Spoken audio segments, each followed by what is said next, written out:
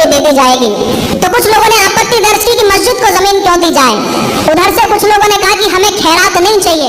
मैंने 4 पंक्तियां रद्दू लिखी स्वागत और प्रभु राम की महिमा की और छोटा सा जवाब देने की कोशिश की। मैंने कहा वो अपने चाहने वालों में बदहाली नहीं लाता, वो अपने चाहने वालों में बदहाली नहीं लाता, वो अपने चाहने वालों में बदहाली नहीं लाता। भजन उसके यहाँ बोलो कब अली नहीं गाता। 5 एकड़ जमीन देकर ये दुनिया को बताया था, 5 एकड़ जमीन देकर ये दुनिया को बताया था। मेरे प्रभु राम के दर से कोई खाली नहीं जाता। मेरे प्रभु राम के दर से, मेरे प्रभु राम के दर से कोई खाली नहीं जाता। हेमराज और सुधाकर के सर काट के पड़ोसी मुल्क ले गया। लोगों ने कहा ये क्या हो गया, कविवर उठाते क्यों नहीं हो, कलम लिखते क्यों नहीं हो। मैंने 4 पंक्तियां ट्वीट की पाकिस्तान के डिफेंस को कि महाराणा के बेटे हैं, इतिहास अमर कर सकते हैं। अनंत पाल के बेटे हैं, इतिहास अमर कर सकते हैं।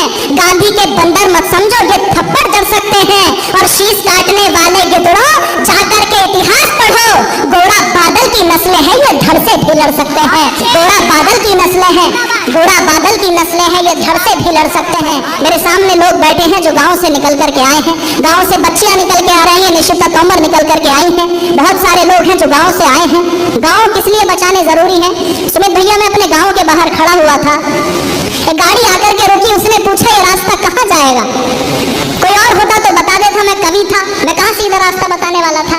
तो मैंने बस इतना कहा कि जिंदगी जीने के जुनून तक जाएगा। मैंने कहा कि जिंदगी जीने के जुनून तक जाएगा, मेहनत के पसीने और खून तक जाएगा। पैसों की तलाश है तो हाईवे पकड़ लो, ये गांव का रास्ता है सुकून तक जाएगा। ये गांव का रास्ता है सुकून तक जाएगा। आप सभी लोगों का आशीर्वाद मिलता है तो कुछ लिख लेता हूँ। मेरा मन है मैं एक छोटी सी कविता आप लोगों के बीच में पढ़ दूं। मेरे सामने एक बड़ी संख्या में वो क्षत्रिय समाज बैठा है और वो हर व्यक्ति क्षत्रिय है जो अपने जीवन की जंग को लड़ता है, जिन्होंने अपने दिल में महापुरुषों को उतारा हो। लेकिन आज हमारे समाज में कुछ कुरीतियां जन्म ले रही हैं। मेरा मन है मैं एक कविता पढ़ दूं। एक बड़ी संख्या में क्षत्रिय महाराजा के लिए हम कार्यक्रम भी कर रहे हैं। यदि आप चाहते हैं मैं कविता पढ़ दूं तो तालियां बजा करके मुझे एक बार आदेशित कर दें। मैं स्वागत भाई स्वागत स्वागत कि शौर्य धरा पर आज काव्य की धारा मोड़ रहा हूँ मैं। शौर्य धरा पर आज काव्य की धारा मोड़ रहा हूँ मैं। शौर्य धरा पर आज काव्य की धारा मोड़ रहा हूँ मैं। अंतर मन में पला हुआ एक छाला फोड़ रहा हूँ मैं। लोरी से लेकर के अब तक, लोरी से लेकर के अब तक बस गौरव गान सुना हमने। मेवाड़ धरा चित्तौड़ किले का स्वाभिमान सुना हमने। हमने सुनी है वीर क्षत्रियों की बलिदानी परिपाटी।